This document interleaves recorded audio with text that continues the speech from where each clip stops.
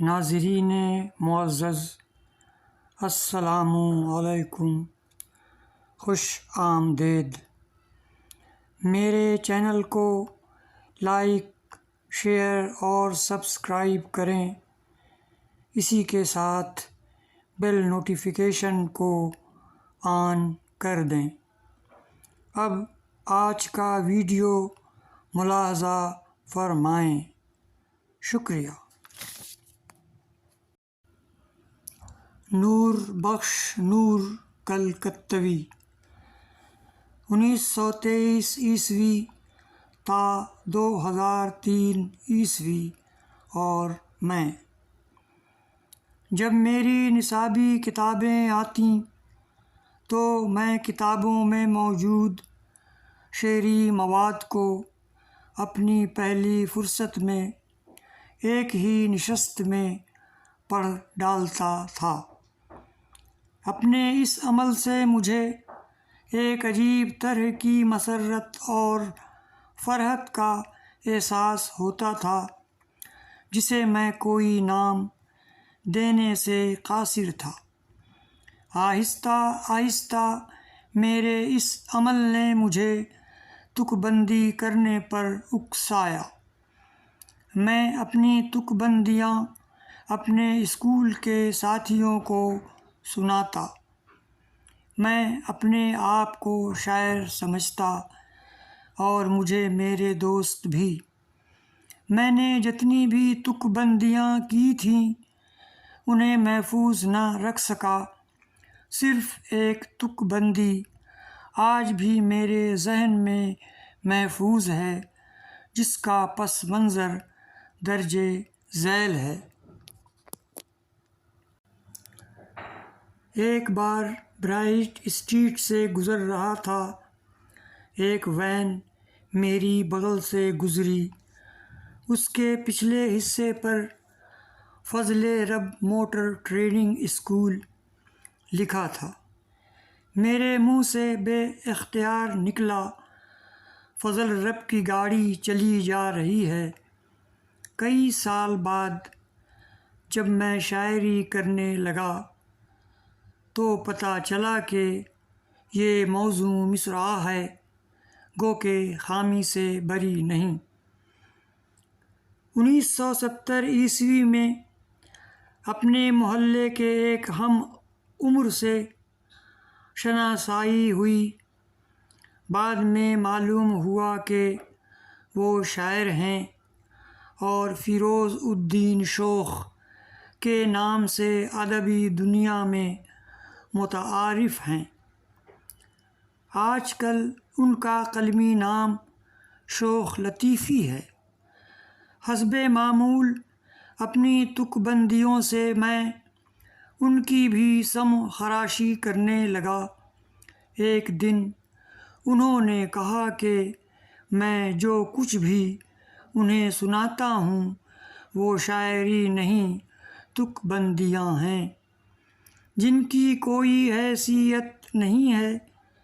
انہوں نے بتایا کہ وہ باضابطہ شاعری کرتے ہیں۔ انہوں نے مجھے اپنے استاد محترم کی شاگردی اختیار کرنے کا نیک مشورہ دیا۔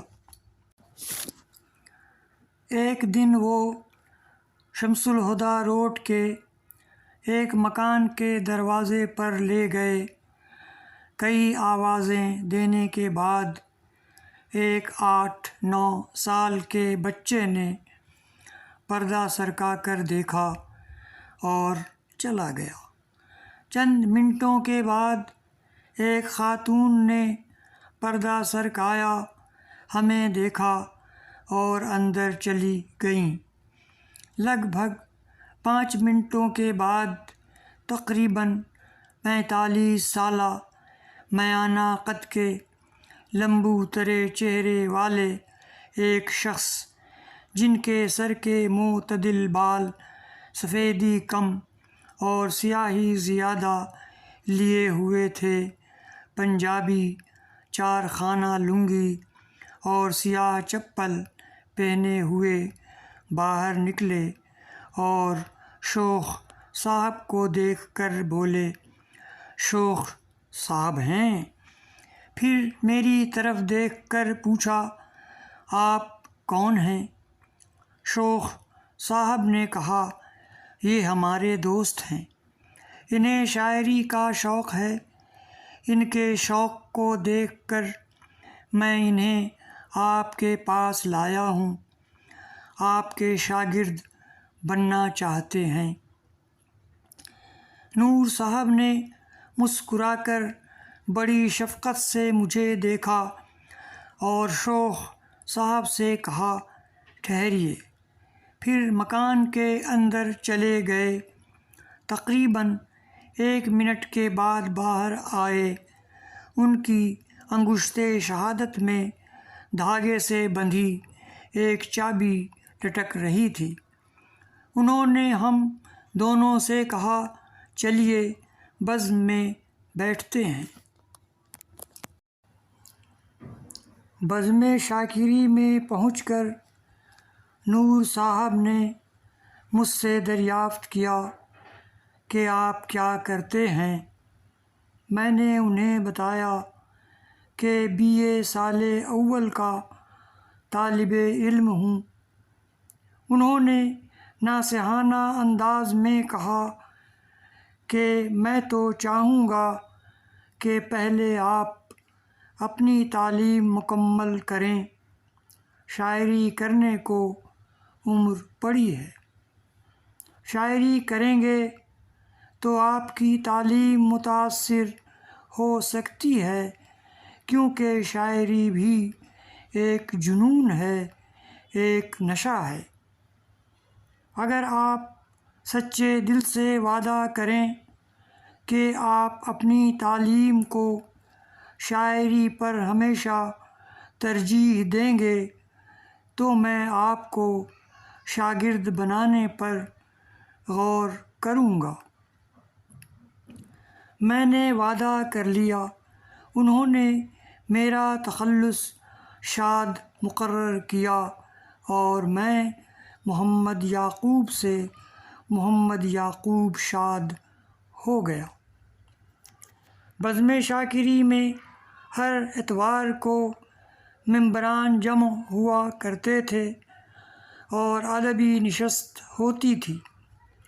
وہیں میں اشرف چنگیزی مرحوم، غلام حسین ایاز مرحوم، قیصر سلطان پوری مرحوم، موج شاکری مرحوم، صادق گیاوی مرحوم وغیرہ سے متعارف ہوا۔ بزم شاکری کا ماحول مجھے راس نہ آیا اور 1 سال کے اندر ہی تعلق ختم ہو گیا، لیکن استاد سے میرا رشتہ برقرار رہا۔ کچھ دنوں کے بعد استاد سے اصلاح لینے کا سلسلہ بھی منقطع ہو گیا، کیونکہ میں شدید طور پر بیمار ہو گیا۔ علالت کی مدت طویل رہی، شعر گوئی بھی رک گئی۔ مجھے صحت ہو گئی تو والد محترم نے بستر پکڑ لیا۔ تقریباً 1-1.5 سال تک یہ مدت برقرار رہی۔ پھر والد محترم معبود حقیقی سے جا ملے اور خاندان کی کفالت کی ذمہ داری میرے سر آ گئی۔ ایک تو بیکاری کا دور، دوسرے حالات ناسازگار، غرض کہ پریشانی کا دور جاری رہا، لیکن ان حالات میں بھی میرا تعلق استاد سے استوار رہا۔ ملاقاتیں ہوتی رہیں، میں وقتی طور پر اخبارات سے جڑ گیا، ترجمہ، ایڈیٹنگ، مضمون نویسی اور کتابت کرتا رہا۔ 1984 میں جب استاد نے اپنی منتخب غزلوں کو کتابی شکل میں شائع کرنے کا ارادہ کیا تو مجھے اپنی بیاض دے دی اور کہا کہ جن غزلوں کا میں نے انتخاب کیا ہے انہیں آپ خوش خط تحریر کر دیں۔ یہ مرحلہ طے ہو گیا تو انہوں نے کہا کہ کتاب کی کتابت بھی آپ ہی کریں۔ میں نے کہا کہ میری کتابت ناقص ہے، میں صرف اخباری کاتب ہوں، عمدہ کتابت کی مجھ سے توقع نہ رکھیں۔ میرے لاکھ انکار کے باوجود انہوں نے کتابت کی ذمہ داری مجھے سونپ دی، ساتھ ہی پروف ریڈنگ اور سر ورق بنانے کی ذمہ داری بھی۔ سر ورق کے سلسلے میں انہوں نے کہا کہ سر ورق کا تصور کنسپشن میرا ہوگا اور برش آپ کا۔ میں نے کتاب کی کتابت شروع کر دی مگر ابھی صرف 28 غزلوں کی ہی کتابت کر سکا تھا کہ استاد نے بقیہ غزلوں کی کتابت کی ذمہ داری وسیم اللہ صدیقی مرحوم کو سونپ دی۔ اس کی وجہ یہ تھی کہ استاد کو کتابت کا کام جلد نپٹانا تھا، لیکن میری مصروفیت کی وجہ سے ایسا ہونا ممکن نہ تھا۔ 1991 عیسوی میں جب میں نے اپنا قلمی نام شاد محمد رکھ لیا اور پھر سے شعر گوئی کی طرف مائل ہوا تو استاد نے مجھ سے پوچھا کہ یہ نام رکھنے کی کیا تک ہے؟ محمد شاد رکھ لیتے، محمد کو آگے رکھنا تھا۔ میں نے کہا استاد، جب لوگ دل محمد، نور محمد، غلام محمد اور اسی طرح کے نام رکھ سکتے ہیں تو میں شاد محمد کیوں نہیں رکھ سکتا؟ استاد چند منٹوں تک فرش کو بغور دیکھتے رہے، پھر اپنی مخصوص مسکراہٹ کے ساتھ سر کو ہلکے سے اثبات میں جنبش دی اور کہا، آخر آپ شاگرد کس کے ہیں؟ استاد کسی قدر کان کے کچے واقع ہوئے تھے۔ 15 اگست 2001 عیسوی کو ہمایوں کبیر انسٹیٹیوٹ کے سالانہ مشاعرے میں نے اپنی نظم روشنی سنائی۔ دوسرے دن استاد میرے کمرے میں آئے، رسمی گفتگو کے بعد فرمانے لگے کہ آپ نے جو نظم کل سنائی تھی بڑی اچھی تھی، لیکن شہود عالم آفاقی صاحب نے آپ کی نظم کے ایک مصرعے کو ناموزوں قرار دیا۔ اس سے مجھے بڑی سبکی محسوس ہوئی، کیونکہ چند مہینوں کے لیے ہی صحیح آپ میرے شاگرد تو ہیں۔ میں نے کہا کہ مجھے معلوم ہے کہ شہود صاحب نے کس مصرعے کو ناموزوں قرار دیا ہے۔ وہ مصرعہ چھت سے لٹکے ہوئے پنکھے کو ہے، لیکن در حقیقت یہ مصرعہ ناموزوں نہیں ہے، صرف پڑھنے میں ناموزوں لگتا ہے، اور اسی وجہ سے شہود صاحب کو غلط فہمی ہوئی ہے۔ پھر استاد کے کہنے پر میں نے کاغذ پر مصرعہ کی تختی اسکینشن کر کے دکھا دی۔